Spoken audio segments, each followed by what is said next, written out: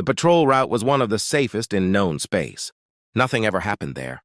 That was why Officer Crail hated it. Stars drifted past the forward view like cold dust. The void was silent, endless, and empty. The patrol ship's silent accord moved smoothly through the darkness, its engines humming at a steady, boring rhythm. Crail adjusted his posture and checked the sensors again. Everything was normal, as always. Nothing on long-range scan, he said. Captain Rhin nodded without looking up. Good, maintain course. The Concordance did not assign patrols to this sector for danger. They did it for habit. The region lay near an old exclusion zone, far from trade lanes and settled systems. Long ago, something had gone wrong here. The details were classified, buried under layers of warnings and red markings. The only thing everyone remembered was the name. Earth, a Class-IV Deathworld. No ship was supposed to come from there. No signal was supposed to leave it. Crail was about to turn his attention back to routine diagnostics when a soft chime broke the silence. An alert. His frills stiffened. Captain, he said slowly, we have something. Rhin turned. Define something. Crail expanded the sensor feed. Object detected mass, large, artificial. The bridge grew quiet. Rhin stepped closer. Range? Long-range sensors only. No active drive signature. A derelict? Possibly. But the composition is wrong. The image sharpened. A ship emerged from the darkness. It was old, very old. Its hull was scarred, blackened, and uneven. Thick metal plates overlapped in heavy layers. Unlike the sleek, elegant designs used by modern species, the vessel looked less like a spacecraft and more like a weapon thrown through space and forgotten. It drifted slowly, tumbling, powerless. Crail frowned. Design is crude, reinforced beyond standard. Rhin folded his arms. Origin? Crail ran the analysis. The computer paused. Then paused again. That's strange, Crail said. Rhin's voice hardened. What is it? The archive is struggling to classify the vessel. That never happens. The system finally responded. A symbol appeared on the screen. A red warning sigil shaped like a broken skull. The bridge lights dimmed automatically. Crail swallowed. Captain, the ship originates from a restricted designation. Rhin's eyes narrowed. Which one? Crail hesitated. Say it. Earth. No one spoke. The silent accord seemed to hold its breath. Earth was not just dangerous, it was legendary. A world with crushing gravity, violent weather, toxic air by concordance standards, a place where predators evolved to hunt other predators, a planet where survival required constant effort, strength, and aggression.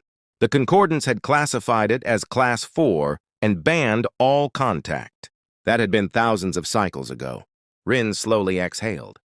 Confirm. Crail ran the scan again, and again. There is no doubt, he said. Hull materials, isotope decay, construction logic. It is human-made. Rhin stared at the drifting wreck. A human ship, he said quietly. Out here.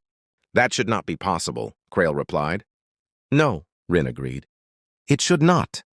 Captain, another officer said from the rear console. I am detecting life signs. Rhin snapped around. Explain. The officer's voice trembled. 4 biological signatures. Weak. Extremely weak. Crail turned to his screen.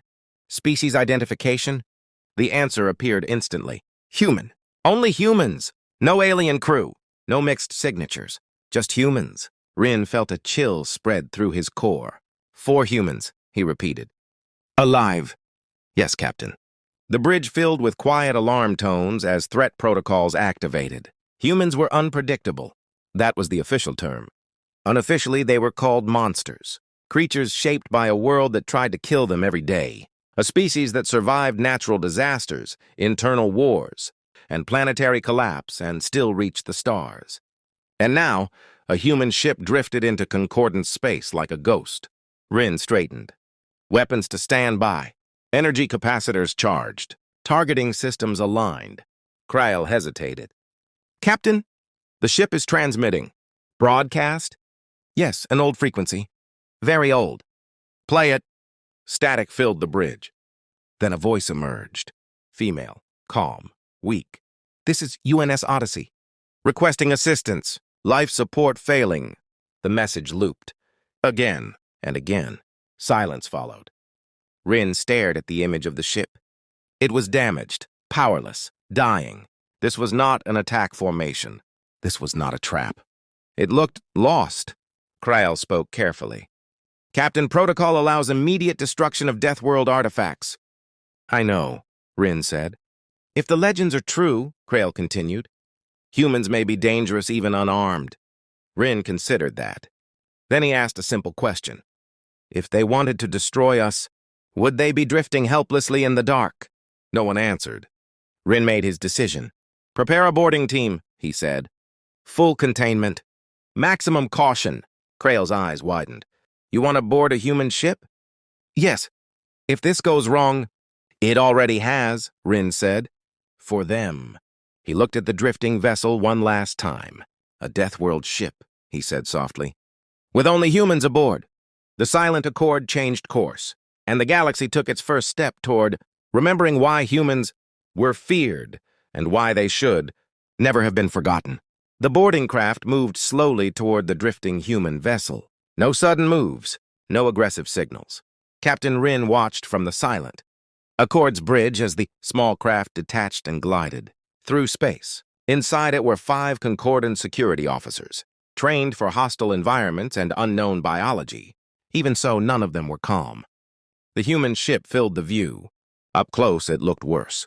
The hull was covered in deep scars, as if it had been struck by weapons, debris, and radiation storms over centuries. Thick armor plates were bolted on top of other plates, layered without elegance but with purpose.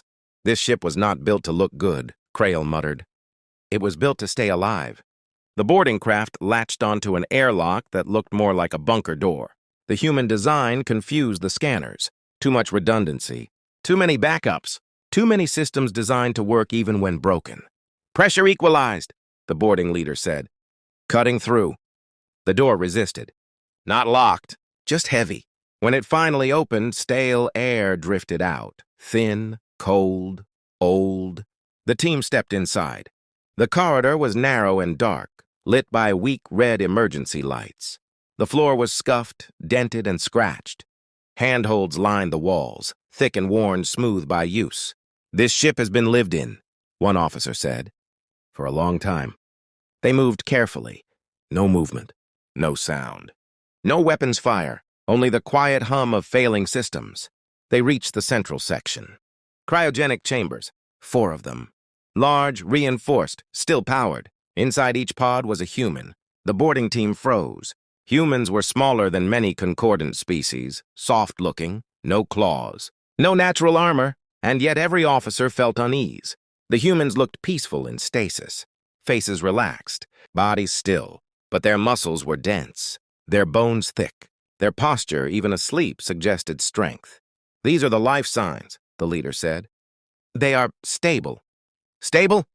Rin repeated from the bridge. Yes, Captain. Cryo systems are ancient but functional, designed to last far longer than standard. Krail checked the data. Captain, these pods are over 3,000 years old. Rin stiffened. Repeat. The humans have been frozen for more than 3 millennia. That made no sense.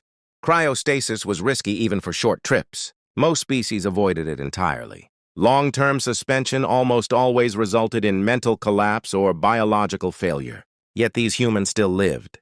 How? Rin asked. The answer came from the ship itself. One of the officers accessed the ship's logs.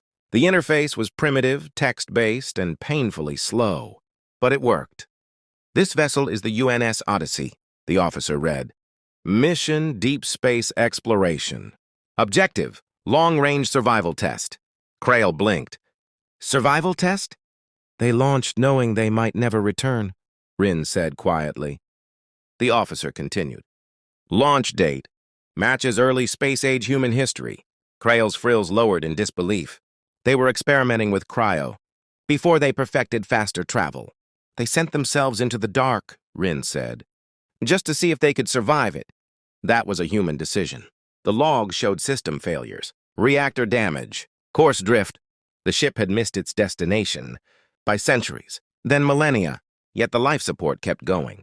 Barely. The ship was dying, Krail said. But it refused to stop. One of the officers spoke up. Captain, there's more. What now? The ship has multiple manual override systems. Even after power loss, it rerouted energy to the cryopods instead of navigation or weapons. Rin understood immediately. They chose to save their people, he said. Not the mission. Krail was silent. This was not the behavior of monsters. Captain, the boarding leader said slowly, waking them here would be dangerous. I know. They are alone. Their species may be gone. Psychological shock could make them unpredictable. Rin thought of the legends. Humans were dangerous when cornered, more dangerous when desperate. What do you recommend? Rin asked. Transfer the ship, the officer said. Keep them asleep. Full quarantine, Rin agreed. The boarding team sealed the cryo chamber and detached. The Odyssey was secured inside a containment field and pulled into tow. As the human ship moved, something unexpected happened. A secondary system activated. A final message appeared on the bridge screens. Not an alarm, not a warning. A simple line of text written thousands of years ago. If found, we meant no harm. Please remember us. Krail felt something twist inside him. They didn't know what they would find, he said. No, Rin replied, but they went anyway. He looked at the drifting ship, at the 4 humans sleeping inside. They survived a death world, he said. They survived time itself. And now, he added quietly, we must decide what to do with them. The silent accord turned toward the heart of the Concordance, and the humans slept on, unaware that their awakening would change everything. The human ship was placed deep inside the Concordance's quarantine station. Layers of containment fields surrounded it. Energy barriers, automated defenses. Observation drones watched from every angle. To the aliens, it was not a rescue. It was a controlled risk. Inside the UNS Odyssey, the power level dropped again. Backup systems struggled. A quiet alarm echoed through the station. Cryo failure imminent, the system reported. Captain Rin stared at the warning. How long? Minutes, Krail replied. If we do nothing, they die. The choice was simple. Dangerous, but simple. Wake them, Rin said. The cryopods hissed. Frost cracked and fell away. Inside the first pod, a human's eyes snapped open. Pain hit him instantly. Cold burned through his muscles. His chest tightened as his lungs pulled in air that felt thin and wrong. His heart raced, then slowed. He gasped. The pod opened fully. The human tried to move and failed. His limbs felt heavy, weak, useless. Easy, a voice said. The word was strange, filtered, artificial. The human blinked, trying to focus. Lights, strange shapes behind transparent barriers, shadows that did not look human. Where? He whispered. Another pod opened, then another. 4 humans woke in confusion, pain, and silence. The first to regain control was the woman. Her eyes moved quickly, taking in everything. The walls, the barriers, the floating drones, the alien figures behind the glass. Her breathing slowed. Okay, she said quietly. We're not dead. That alone made the others look at her. She flexed her fingers, slowly, carefully. Cryosickness, she said. Severe, but we're alive. Captain Rin watched through the observation field. They're calm, Krail noted. Too calm. The translator activated. Human survivors, Rin said carefully. You are safe. Please do not panic. The woman turned toward the sound. She looked directly at the observation window. At him. You don't look safe, she replied. Her voice was rough but steady. I'm Captain Rin of the Concordance Patrol, Rin said. Your ship was found drifting. Your species is believed extinct. The words hung in the air. The humans did not react at first. Then one of the men laughed. A short, bitter sound. Figures, he said. We miss one turn and everything ends. Another human closed his eyes. How long? He asked. Over 3,000 years, Rin answered. Silence returned. The woman nodded slowly. Okay, she said again. That's a lot. No screaming. No rage. No threats. The aliens exchanged uneasy looks. Most species broke under far less. You are being kept under quarantine, Rin continued.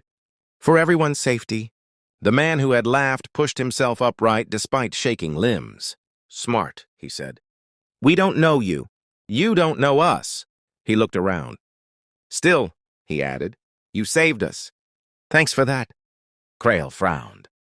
They are polite, he whispered. That was not what the legends described. Over the next hours, the humans recovered slowly. They learned the truth. Earth was gone. Humanity was history. They were the last. One of them cried, quietly, alone. Another stared at nothing for a long time. The woman Evelyn kept the others focused. We're still here, she said. That matters. The aliens watched. Humans grieved fast. Then they adapted. Medical scans began. The results shocked everyone. Captain, Crail said, disbelief clear in his voice. Their bone density is extreme. Muscle mass is far above galactic norms. That's gravity adaptation, Rin said. Yes, Crail replied. But even accounting for Earth's gravity, this is excessive. The humans were small, but they were dense. They are fragile-looking, Crail said slowly. But physically, they are dangerous. Rin nodded. And mentally? Crail checked the data. High stress tolerance, rapid emotional recovery, strong social bonding. He paused. They are survivors. The humans were moved to a controlled habitat. Low gravity, soft lighting, plenty of space. The Concordance believed this would calm them. They were wrong. The humans moved carefully, adjusting to the lighter gravity. One of them jumped by accident. He floated. Too long. Then landed. Hard. He laughed. That's fun, he said. The aliens watching felt a chill. Under Earth gravity, that jump meant nothing. Here, it meant power. Rin realized something important then. The humans were not weak. They had been restrained by their world. Now that restraint was gone. We must be careful, Rin said quietly. Crail nodded. They are not weapons, he said. But they were shaped by one. The humans stood together in the habitat, 4 figures from a dead world, the last of their kind. And though they did not know it yet, the galaxy had just welcomed the most dangerous survivors it had ever seen. Over the next hours, the humans recovered slowly. They learned the truth. Earth was gone. Humanity was history. They were the last. One of them cried, quietly, alone. Another stared at nothing for a long time. The woman Evelyn kept the others focused. We're still here, she said. That matters. The aliens watched. Humans grieved fast. Then they adapted. Medical scans began. The results shocked everyone. Captain, Crail said, disbelief clear in his voice. Their bone density is extreme. Muscle mass is far above galactic norms. That's gravity adaptation, Rin said. Yes, Crail replied. But even accounting for Earth's gravity, this is excessive. The humans were small, but they were dense. They are fragile-looking, Crail said slowly. But physically, they are dangerous. Rin nodded. And mentally? Crail checked the data. High stress tolerance, rapid emotional recovery, strong social bonding. He paused. They are survivors. The humans were moved to a controlled habitat. Low gravity, soft lighting, plenty of space. The Concordance believed this would calm them. They were wrong. The humans moved carefully, adjusting to the lighter gravity. One of them jumped by accident. He floated. Too long. Then landed. Hard. He laughed. That's fun, he said. The aliens watching felt a chill. Under Earth gravity, that jump meant nothing. Here, it meant power. Rin realized something important then. The humans were not weak. They had been restrained by their world. Now that restraint was gone. We must be careful, Rin said quietly. Crail nodded. They are not weapons, he said. But they were shaped by one. The humans stood together in the habitat, 4 figures from a dead world, the last of their kind. And though they did not know it yet, the galaxy had just welcomed the most dangerous survivors it had ever seen. The humans had spent only a few days in the Concordance station, yet already the aliens were uneasy. Their movements were careful, measured, but unpredictable in ways the aliens could not anticipate. It began during a routine structural inspection of the station. One of the massive floating cargo platforms, suspended by anti-gravity systems, developed a fault. Sparks flew. Energy fields fluctuated. The platform tilted dangerously, and a container the size of a small shuttle slipped from its restraints. Alarms screamed. Alien officials panicked. Automated safety beams tried to stop the falling mass, but the systems were too slow. Hundreds of bystanders froze in horror. The humans reacted instantly. Javier Reed, the tallest and strongest among them, dove. Gravity was light here, only a fraction of Earth's. He propelled himself with a speed the aliens could barely follow. His hands slammed against the falling container. He braced it, bending his knees and holding the weight. Metal groaned. Sparks flew. But he did not budge. Dante Vega followed, catching two smaller containers that tumbled after the first. Evelyn and Simon coordinated, guiding them with precision, preventing damage and saving lives. The aliens recorded everything. Every movement, every calculation. No human on the station had reacted like this in decades. No species moved with such raw strength, instinct, and precision. When the danger passed, the humans stood panting. Minor scratches on their arms and faces. Captain Rinn stepped forward, speechless. They saved lives. Crail nodded. They weren't ordered. They weren't instructed. They acted on instinct. From the observation deck, the alien scientists watched in stunned silence. Humans had always been considered fragile, a primitive species, weak and unpredictable. And yet here, these survivors, unarmed, had matched the station's structural stress tests and succeeded where years of planning failed. What do we call them? A junior officer whispered.